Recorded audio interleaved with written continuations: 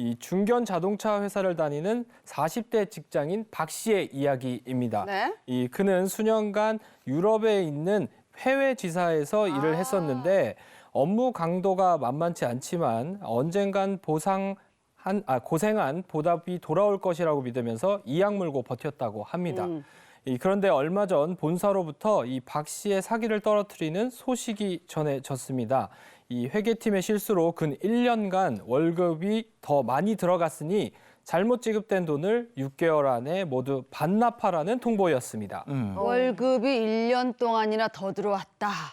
그동안 얼마나 들어왔다는 거야, 더? 네, 이 회계팀이 그동안 잘못 보낸 금액이 얼추 한 1,400만 원 정도 넘는 걸로 알려졌습니다. 이 박 씨의 월급이 한 500만 원 정도 되는데 네. 그중에 한 120만 원 정도가 더 들어온 셈입니다.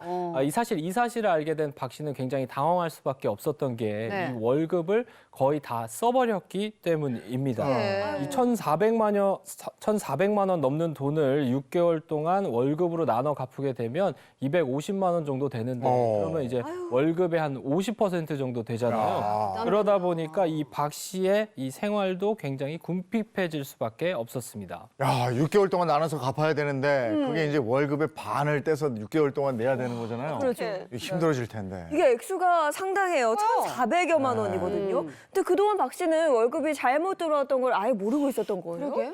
그러니까요. 이게 사실은 한 120만 원 정도가 계속 더 들어왔는데 그걸 몰랐다는 게 조금 의문이 들긴 하는데 맞아요. 이 박 씨한테도 이유는 있었습니다. 일단 직장인들처럼 월급 통장을 잘 열어보지 않았던 것도 있었고요. 또 해외 지사에서 일을 하면서 일이 좀 바쁘다 보니까 통장을 잘 확인하지 않았던 겁니다. 그리고 거기에 이 월급은 아내가 주로 관리를 했었는데 이 아내도 오해할 만한 이유가 있었습니다. 이 회사에서 자녀 학비를 일부 지원해주고 있는데 이 아내는 추가로 급여가 이제 더 들어온 것이 이 학비 지원금으로 생각을 했던 겁니다. 그래서 이 금액이 학비 지원금이니까 더 많이 들어온 만큼 자녀에게 사교육비로 활용을 했던 겁니다. 듣고 보니까 오해할 수밖에 없을 것 같아요. 남편 또 해외에서 일하고 있고 월급 통장 매번 확인하는 것도 아니고 아내가 해야 되는데 아내와 대화를 또 길게 할 수 없잖아요. 그럼 오해할 수도 있겠네요. 그러니까요. 근데 한 번쯤은 우리가 다 상상해봤잖아요. 월급이 실수로 더 많이 들어오면 어떻게 될까? 보너스를 줬겠지 생각하고 이제 쓰는 거죠. 그렇죠. 근데 이게 마냥 좋지만은 않네요, 또. 그래. 근데 난감한 입장이 됐는데 어쨌든 이게 회사에서 들어온 거는 실수했어. 돌려줘야 될 것 같은데 법적으로 그럼 어떻게 해야 되는 돼요? 여러분은 그런 경험 없으세요? 더 받은 경험 없으세요? 없어요. 없었어요, 한 번도. 물 들어오면 전화 당장 하죠. 더 들어오면 전화 안 해요. 저는 경험이 있어요. 아, 그래요? 얼마 전에 통장에 돈이 찍혔는데 무슨 방송국에서 보낸 거예요. 또 이상하다. 내가 여기 근데 예전에 출연한 것 같은데 혹시 뭐 재방송 입금했나 그래서 그냥 지나갔는데 방송국에서 전화 채널 A는 아닙니다. 그 방송에 전화 와가지고 죄송하다고. 진짜? 저하고 동명이인 분이 계셨는데 착각해서 보내신 거예요. 그래서 제가 전화 받자마자 이제 돌려드렸는데 만약에 제가 돌려드리지 않으면 어떻게 될까요? 할 수 없는 거 아니에요? 근데 그쪽에서 몰랐어요 해버리면. 그래도 돌려줘야 됩니다. 법적으로. 왜냐하면 이게 부당이게 되기 때문에 돌려줘야 되는데 만약에 제가 돌려드리지 않으면 소송을 해야 되거든요. 소송하면 1년, 2년 걸리기 때문에 자발적으로 돌려주는 게 좋습니다. 이인철 변호사님은 잘 돌려줬지만 끝까지 난 모르겠는데 안 돌려주시는 분도 계실 거 아니에요. 끝까지 안 돌려주면 어떻게 되죠? 그럴 때 정말 최악의 경우에 형사처벌 받게 되습니다. 와, 절대 형사처벌 그렇게 하시면 안 됩니다. 와. 최근에 온라인 송금 빈번해지면서 네. 저도 핸드폰으로 이렇게 하다 보면 계좌번호 잘못 누를 때 있거든요. 그렇죠, 네, 그렇죠. 그래서 다시 이렇게 고치고 하는데 네. 근데 만약에 그 계좌가 실제로 있는 계좌라고 하면 착오로 저렇게 돈이 들어가는 착오 송금 사례가 네. 굉장히 많아지고 있습니다.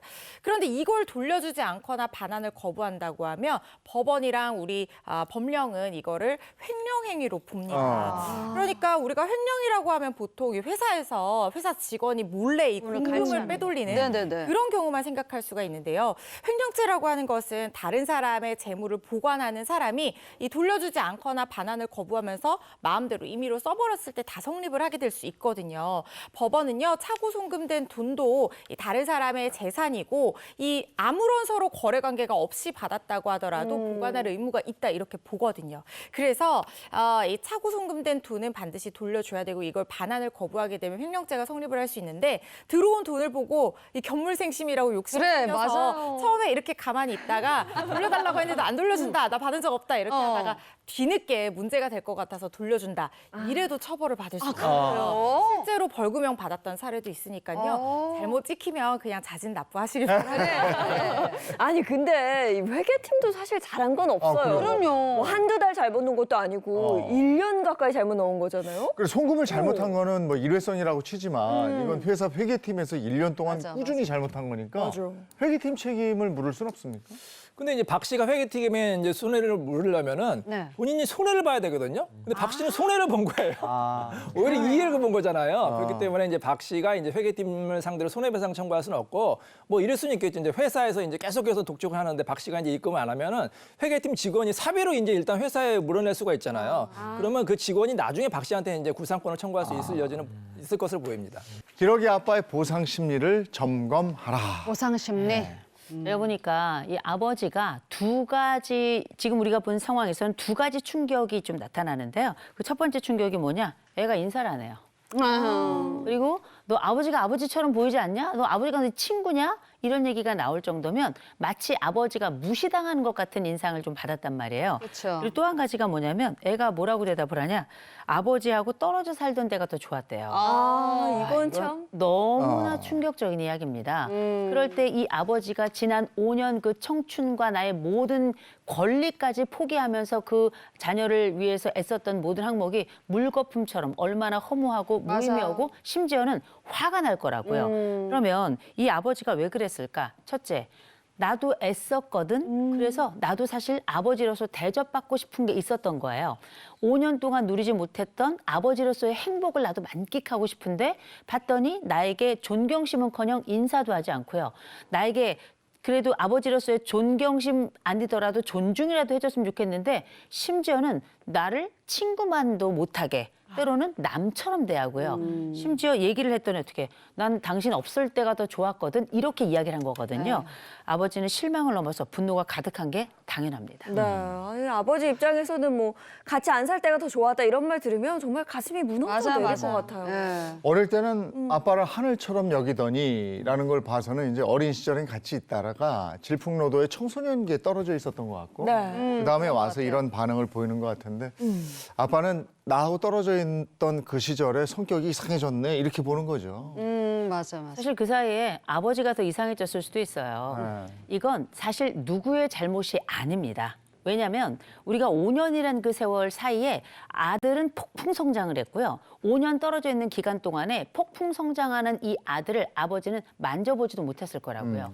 이건 뭘 의미하냐면 적어도 우리가 알고 있던 머릿속의 아들은 어린아이예요. 여전히 어린아이. 그런데 이 몸은 큰 상태잖아요. 그럼 아버지도 머릿속에 알고 있습니다. 얘가 더 이상 애가 아니야. 알고 있는데도 나의 기억의 습관은 여전히 내 아이로서의 아들하고만 만나게 되거든요. 이러면 내 머리는 애가 아니라 어른이야. 그런데 입으로 그리고 행동으로는 어린아이와의 대화 또 어린아이에 대한 기대가 또 생겨나거든요. 이런 걸 맞지 않는 생각과 행동이 동시에 발생하는 걸 우리가 인지부조화라고 불러요.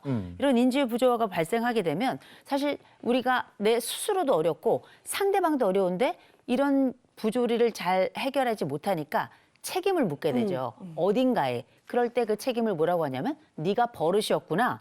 네가 은혜를 모르는구나. 이렇게 비난의 화살로 돌리는 경우가 있거든요. 지금 이 아버지 머릿속에는 알면서도 여러 가지 복합적인 생각과 행동이 나타나면서 마치 이 회로가 다 꼬인 이런 일종의 장치다. 이렇게 말씀드리고 싶습니다. 보통은 부모가 자녀가 성장하는 모습을 쭉 이렇게 지켜보잖아요. 우리 키가 얼마나 컸네. 아이가 어떻게 얼굴이 변해가네. 근데 유학하기 전에 그 어렸을 때 그 모습을 보다가 5년 후면 부쩍 커 있잖아요. 엄청 크죠. 그럼 혼란스럽죠. 그쵸. 성격도 그렇고 외모도 그렇고. 네. 그리고 거기다가 기러기 아빠들이 좀 그래요. 그 지독한 외로움을 가족들 생각하면서 버티는 건데 얼마나 그리웠을까. 돌아오는 결과가 이런 반응이다? 정말 속상하실 것 같아요. 아버지 입장에서는 타격을 넘어서 무례하다는 생각이 들었을 거예요. 배은망덕하다는 생각까지도 들었을 겁니다. 그러면 정말 이 아들은 무례하고 이 아들은 정말 배은망덕하냐? 그게 아니라 아들도 어려워요. 아들도 어색합니다. 그래서 아직 방법을 찾고 있는 중인데 네. 그 공간 속에 정말 우리가 서로 잃지 못했던 것 중에 하나는 뭐냐? 아버지 스스로 기억해야 돼요. 얘가 무례하고 배은망덕한 게 아니라 나는 어떤 마음인가? 첫 번째, 나도 보상받고 싶거든요. 그리고 나도 그 잃었던 것 같은 그 공백의 5년을 뭘로 짜릿하게 딱 채웠으면 좋겠는데 아들이 거기에 해당하는 기대 행동을 하지 않은 거예요. 기대 행동이 없었다라는 얘기는 나에게 원하는 만큼의 그 보상의 영역이 채워지지 않았다는 거거든요. 네. 나는 내 아들에게 무엇을 원하고 있고 어느 정도를 원하고 있는가 아버지 스스로 내가 원하는 바가 어떤 것인지를 확인하는 작업이 먼저 중요해요. 그리고 자꾸 내가 기러기 아빠였기 때문에라는 생각을 좀 버렸으면 좋겠어요. 오. 여기에서 아이하고 같이 살아도요. 중고등학교 때 아이들한테 오늘 학교 어땠니? 라고 물어보면 아빠가 뭐 알아? 그렇죠. 너 들어가요. 맞아, 그래요. 쾅 닫고. 그게 몇 마디 없어요. 그러니까 자꾸 내가 기러기 아빠였기 때문에 이 생각만 하는 건 아닌 것 같아요. 구애 갑질입니다. 직장인 9명 중에 1명은요, 이 일터에서 원치 않는 상대로부터 지속적인 구애를 받은 경험이 있는 걸로 드러났습니다. 어제 시민단체 직장갑질 119는요, 지난해 10월 14일부터 21일까지 직장인 1,000명을 대상으로 한 이 설문조사 결과를 발표했는데요. 응답자의 11%가 이 구애 갑질에 시달린 경험이 있다, 이렇게 밝혔다고 합니다. 직장갑질 119가 운영하는 이 직장 젠더폭력 신고센터에도요, 이 접수된 제보 32건이 있는데 이 중에 구애 갑질에 시달렸다는 얘기가 이 총 8건, 그러니까 25%라는 가장 높은 비율을 차지했다고 하는데요. 피해자는 모두 여성이었습니다. 네, 원치 않는 상대에게 계속 구애를 받는다. 이것만으로도 굉장히 스트레스였을 텐데 어떤 구애 갑질에 시달렸어요? 네, 한 작은 회사에서 일한다는 사례자 얘기에 따르면요. 대표가 이 주말에 연락을 하고 둘이서만 회식하기를 요구를 했다고 합니다. 너무 부담스러워서 다른 직원과 같이 보자라고 얘기를 했더니 나랑 따로 보면 큰일 나냐라고 하면서 이 서운함을 표시를 했다고 하고요. 그리고 이후에 대표의 연락을 받지 않았더니 업무의 시간에 연락을 받지 않는 것도 태도 불량이다라고 얘기를 하면서 앞으로 좀 조심하는 게 좋을 거다라는 협박까지 받았다고 합니다. 또 다른 사례자는요, 이 상사가 술을 마신 뒤에 뜬금없이 너나 좋아하냐? 이런 얘기를 하기도 하고요. 다른 사람들한테는 네. 막 자기가 이제 먼저 이 상사를 꼬드겼다 이런 얘기를 하고 다닌다고 합니다. 계속 일을 같이 해야 되니까 할 수 없이 웃으면서 그러지 말아달라 이렇게 얘기를 하면서 좀 좋게 얘기를 하고 그렇게 싫은 티를 내지 않았더니요. 만만해 보였는지 몸을 만지려고 시도한 적도 있었다고 합니다. 그리고 퇴근 후에 이 전화로 또 이상한 소리를 하길래 아예 대꾸를 하지 않았더니 네가 날 거절했으니까 내일부터 혹독하게 일하고 따끔하게 혼날 준비하라라는 경고성 얘기까지 들었다고 하는데요. 계속 일할 자신이 없어서 이 사례자는 퇴사를 준비하고 있다고 합니다. 근데 이제 문제가 되는 게 이런 구애 갑질이 범죄로 발전할 가능성이 있다는 겁니다. 그렇죠. 그리고 듣는 사람이 싫다고 얘기했는데 계속해서 이런 얘기를 반복적으로 한다는 것 자체가 이미 스토킹 처벌법에서 말하는 스토킹 행위에 해당을 하게 됩니다. 그러면 바로 이 처벌 대상이 될 수 있다는 건데요. 고용주도 이 구애 갑질이 직장 내 괴롭힘이라는 사실 반드시 인지를 하고요. 징계 조치 같은 철저하고 확실한 조치를 취해서 피해자를 보호해야 될 걸로 보입니다. 내가 좋아서 그러는데 왜 그래? 좋아서 그러는 건 그런 행동이 아니죠. 네. 좋아서 그러면 그 사람을 배려하는 게 진짜 좋아서 그러는 거 아니겠습니까?